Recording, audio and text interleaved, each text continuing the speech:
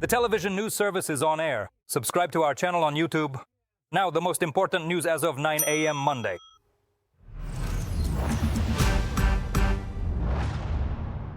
One person killed and 12 injured in the Sumy region. The enemy deliberately struck a passenger bus. An elderly man who sustained the most severe injuries died in the hospital. Resuscitation efforts began during the evacuation, but they were unable to save him. Among the injured are 10 women, 1 man, and 2 children aged 8 and 15.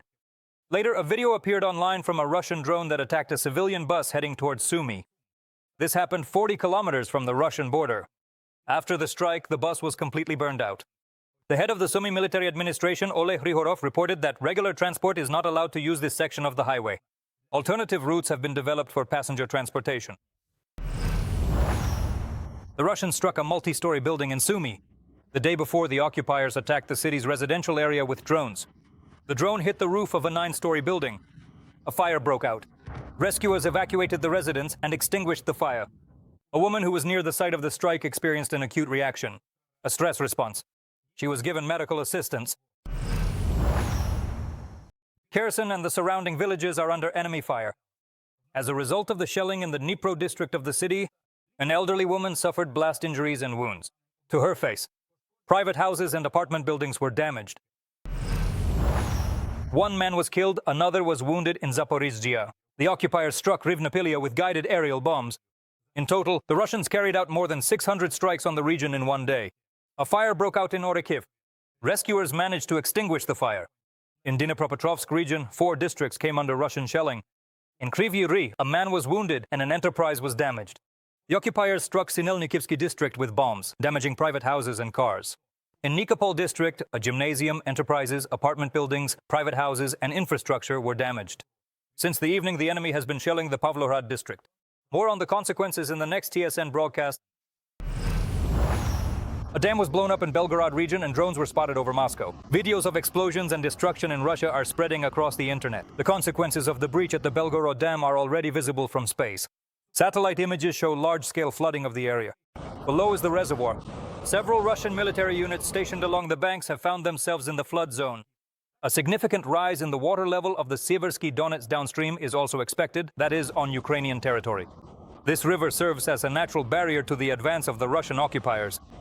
And last night, the capital of the aggressor country was visited by friendly drones. Moscow residents are sharing videos of explosions, and monitoring channels are reporting the evacuation of aircraft from bases near Moscow and of strategic bombers from the Engels 2 airfield. Airports in the Moscow region, Kaluga, Volgograd, Saratov, Orenburg, and Samara have suspended operations. We will know more details later. The next TSN broadcast is at 12 o'clock. The number of people injured as a result of the Russian attack on Kyiv on Saturday night has increased. There are now 33 of them.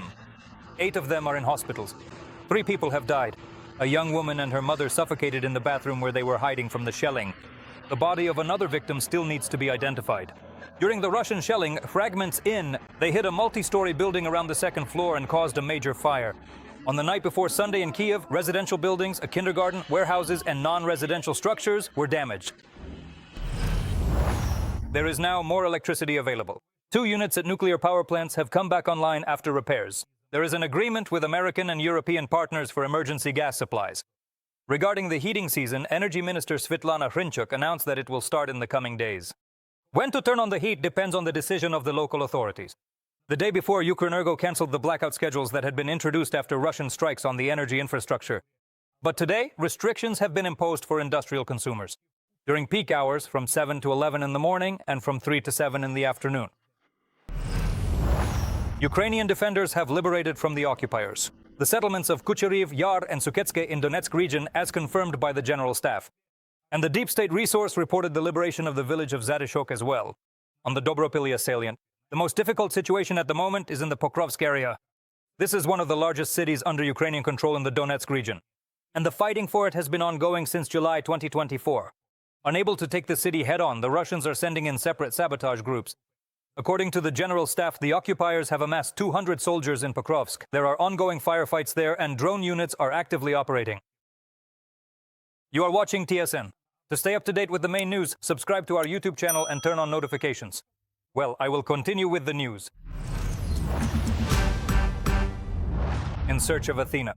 In Lutsk, a play based on real events is being prepared. This is the story of Marine Dmytro Selyutin, who was captured back in April. On the 22nd, at that time in Mariupol, he was separated from his dog Athena. The soldier's mother found her and brought her home. So when, after 29 months, the man was released, Athena was there to greet him. A TSN film crew attended one of the play's rehearsals. I'm going to war. I've already made up my mind. Mom, At 21, her son told her he was going to the front. what war? What choice? Do you even realize what you're doing? Mom? Then came years of waiting for a reunion and faith in a miracle.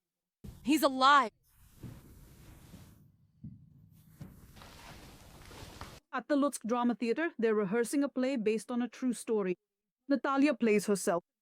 And once again, but now on stage, she relives all those emotions. To remember all of this, yes, it's incredibly hard. Her son, combat medic Dmytro, has been at war since 2018. In the first days of the full-scale invasion, he defended Mariupol together with his comrades. Saving lives is truly his calling. In Mariupol, he saw his Athena for the last time, and then there were a long 29 months of captivity. Mother Natalia waited for her son, battled cancer, volunteered, and searched for Athena. Absolutely no one believed it was really possible. I said I would find her. The dog from the occupied city was taken to Lutsk for almost a week, through 4 countries: Russia, Lithuania, Latvia, and Poland. Taffin! Taffy! Already at home, it turned out that the dog was pregnant. She gave birth to 7 puppies. Redzal. Our little buttons! Our little flowers, our Afanachka, our Smarty. Just a year later, Dmytro also returned home. Athena. The fact that besides his family, Athena was also waiting for him at home. The man found out from his mother's letter 6 months before his release. He supported the guys in the cell and said, "We have to come back to find out how she made it home." After treatment, Dmytro and Athena returned to the front again. So instead of her, her daughter Daisy is on stage. The project is being implemented with the support of the Ukrainian Cultural Foundation. The idea came to director Svitlana Ohanista after meeting Natalia. And this needs to be shown as the truth so that everyone understands what is happening during wartime. They struggle with their own fears, with their own failures, and how they achieve victory. Honestly, there's enough material for a film or maybe even a whole series. How to fit all of this into a single play, that was a real challenge. And Natalia agreed to it in order to support others. To inspire those mothers, those wives, those loved ones who are waiting, who are still waiting, who have lost hope. Alongside professional actors on stage, besides Natalia, there are also other children and servicemen who were invited to try themselves in a new role. For me, this is unusual, but in a way, it's more like a childhood dream that has now come true in military uniform. Here you have to show everything. You have to use your eyes, your behavior, your movements. Whether it works out or not, there's a director who guides us through everything. Right during rehearsal, we call the main characters of the story. This is Serhiy, who plays you. This is you as a child. Wave, wave. Marco, wave. And Dmytro is watching everything closely. Catching Athena is quite the quest.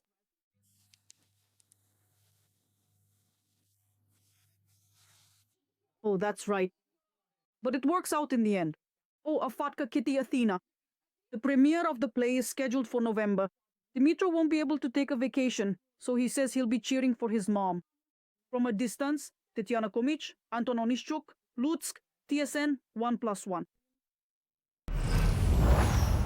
In the Kiev region, preparations are underway for the opening of a unique illumination festival. A town with kilometers of garlands is being created in the Dendrological Park near Kiev. Work began in the fall to have time to install more than 50 light installations. What unusual art objects are being created for the festival, and what will the country's main Christmas tree look like this year? Natalia Tkachuk found out. Thousands of bright lanterns and Christmas ornaments. The largest dendrological park near Kiev is already turning into a true city of illuminations. 15,000 baubles and hundreds of meters of colorful garlands. That's how much designers needed to create just one of the more than 50 locations at the Festival of Illuminations. No new decorations were purchased. They used the ones that decorated the country's main Christmas tree in 2022.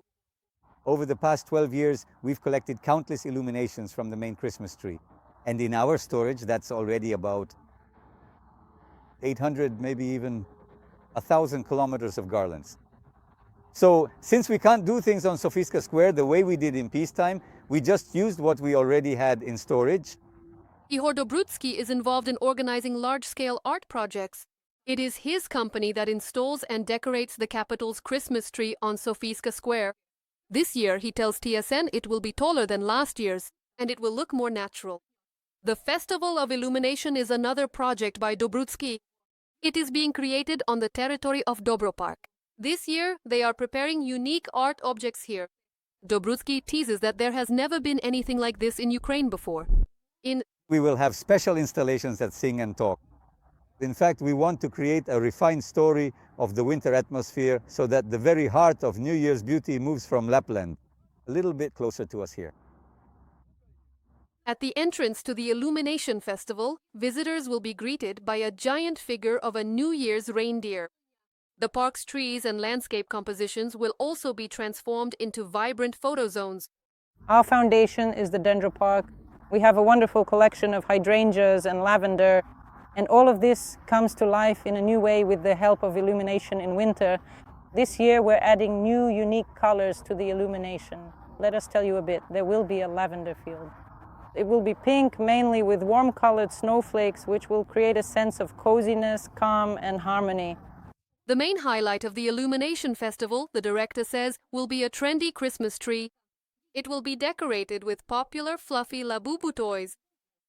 Labubu is a symbol of joy, unity, and a child's discovery of the world. And it has become beloved by millions of people. That's why our main Christmas tree will be white with these kinds of toys, some large, some small. And next to the Christmas trees, there will be an ice rink. Its construction is currently underway, as is the installation of other displays. In total, over 700 kilometers of illumination will be used for decoration this year. We have our own generator which covers the entire park in case of a power outage. Our illumination is energy efficient. Altogether, it consumes as much as a single professional coffee machine, roughly speaking. So it's not very costly. The Illumination Festival will open on the very first day of winter.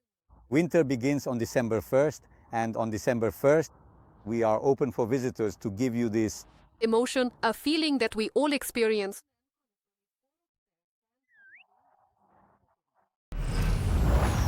In the coming days, exemplary autumn weather will persist in Ukraine, from 8 to 16 degrees above zero.